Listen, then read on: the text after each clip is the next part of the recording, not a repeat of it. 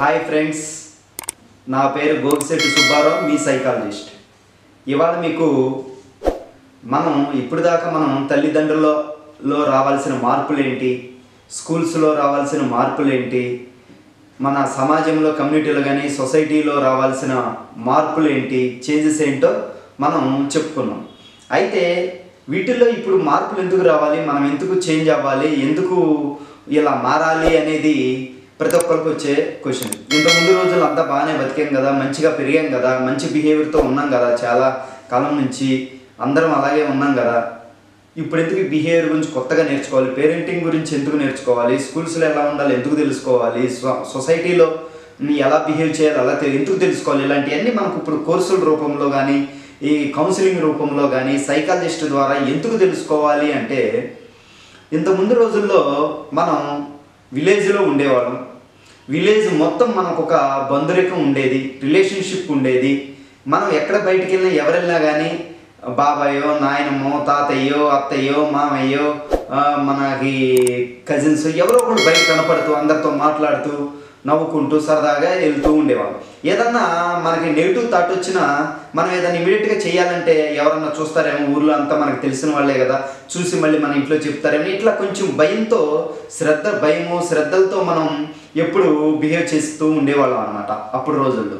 ఎందుకంటే మన ఊరే మన ప్రపంచం కాబట్టి, మన ఊరిలో అందరూ మనకి రిలేషన్షిప్ ఉండేది కాబట్టి అప్పుడు రోజుల్లో ప్రతి ఒక్కళ్ళు రిలేషన్స్తో మెయింటైన్ చేసేవాళ్ళు ఫ్యామిలీస్ అన్నీ. కాబట్టి ఎవరు ఏ చిన్న మిస్టేక్ చేసినా, ఏ చిన్న తప్పు జరిగినా, ఏ ప్రమాదం జరిగినా, ఏ మంచి చేసినా, ఏ శుభకార్యాలైనా అందరూ కలిసిమెలిసి చేసేటప్పుడు ప్రతి ఒక్కటి అందరూ పార్టిసిపేట్ చేసేవాళ్ళు అన్నమాట. కాబట్టి ఆ టైంలో ఎలాంటి నెగిటివ్ థాట్ వచ్చినా, నెగిటివ్ బిహేవియర్ వచ్చినా మనం అటెంప్ట్ చేయడానికి కానీ ప్రవర్తించడానికి కానీ మనం భయంతో శ్రద్ధతో అలా చేయకుండా, తెలుస్తుంది మనోళ్ళు ఉన్నారు ఏమన్నా అనుకుంటారు, వాళ్ళకి తెలిస్తే ప్రాబ్లం అవుతుంది, అలా చేయకూడదని కంట్రోల్లో ఉండేవాళ్ళం అన్నమాట. కానీ ఇప్పుడు రోజుల్లో ఏమైపోయింది, మోడర్నైజేషన్ పెరిగిపోయింది, గ్లోబలైజేషన్ పెరిగిపోయింది, వైఫ్ అండ్ హస్బెండ్ ఇద్దరు జాబులు చేస్తున్నారు, విలేజ్ నుంచి సిటీకి వచ్చేసారు. ఇలాంటి ఎక్కువ పెరిగిపోవటం వలన మన పక్కన ఉన్న ఫ్యామిలీతోనే మనకి రిలేషన్షిప్, ఇలాంటి కమ్యూనికేషన్ అనేది సిటీల్లో చాలా తక్కువ అన్నమాట. అలా లేకపోవటం వల్ల ఎవరి కాళ్ళు జాబ్కి వెళ్ళిపోవటం, వీళ్ళు స్కూల్కి వెళ్ళిపోవటం, రావటం, ఇండివిజువల్గా పెరగటం అనేది చాలా ఎక్కువైపోయింది. అలా ఎక్కువైపోయినప్పుడు వీళ్ళు ఏది చేస్తే, ఏది అనిపిస్తే, ఏది కనపడితే, ఏది తెలుసుకుంటే అదే వాళ్ళు రైట్ అనుకుని అది చేయటానికి కానీ అది ప్రవర్తించడానికి కానీ వాళ్ళు భయపడకుండా ట్రై చేస్తూ ఉంటున్నారన్నమాట ప్రజెంట్. ఎందుకంటే వాళ్ళతోటి ఫ్రెండ్స్ ఉంటారు, పీర్ గ్రూప్ పిల్లలు ఉంటారు.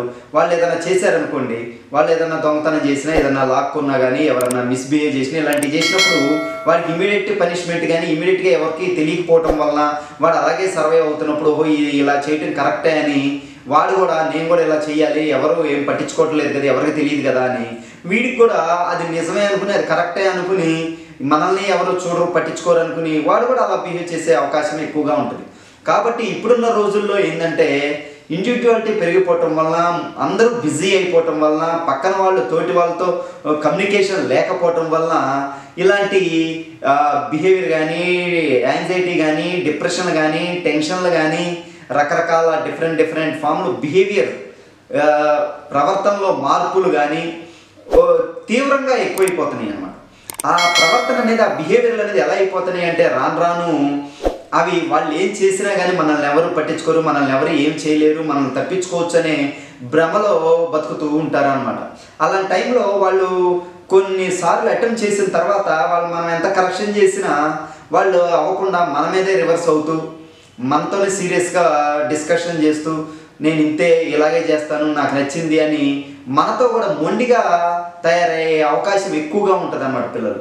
కాబట్టి మనము ఎప్పటికప్పుడు ఇప్పుడున్న ప్రజెంట్ జనరేషన్లో ఇప్పుడు టెక్నాలజీ పెరిగిపోయింది, డిజిటలైజేషన్ పెరిగిపోయింది, సోషల్ మీడియా పెరిగిపోయింది కాబట్టి ఎక్కడేం జరుగుతున్నా, ఏమవుతున్నా కానీ మొత్తం తెలిసిపోతున్నాయి. కాబట్టి పిల్లలను కూడా మనం ఎప్పటికప్పుడు టైం స్పెండ్ చేసుకుంటూ, పిల్లలకి బిహేవియరల్గా మనం ఎక్కువ మాట్లాడుకుంటూ, కమ్యూనికేషన్ పెంచుకుంటూ, ఎమోషనల్ బాండ్ పెంచుకుంటూ, ఎప్పటికప్పుడు ప్రతిరోజు ఈవినింగ్ మనం మాట్లాడుకుంటూ వాళ్ళతో ఏదో ఒకటి, ఒక పని చేయటమో, ఒక ఆట ఆడటమో, ఒక చదువుకోవటమో, వాళ్ళతో ఈవినింగ్ టైం మనం స్పెండ్ చేస్తుంటే మనం అంటే వాడంటే మనకేందనేది పూర్తిగా మనకు ఒక ఐడియా వస్తుంది.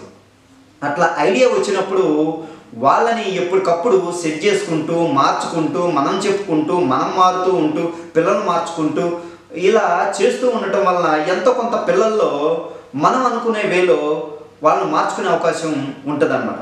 అదే మనం పట్టించుకోకుండా వదిలేయకుండా ఇది ఇంతేలే, ఈ సమాజం ఇంతే, ఈ ప్రజెంట్ ఉన్న జనరేషన్ ఇంతే కదా అని మనం కూడా నెగ్లెక్ట్ చేసి వదిలేస్తే అవి ఇంకా తీవ్ర రూపం దాల్చి ఇక రకరకాల వ్యసనాల బారిన పడటం కానీ, ఎక్కువ తీవ్రమైన బిహేవియర్ యాటిట్యూడ్ తయారవటం కానీ, మొండిగా తయారవటం కానీ, ఇట్లాంటి రెబల్స్గా తయారవటం కానీ రాను రాను ఎక్కువైపోద్ది అనమాట.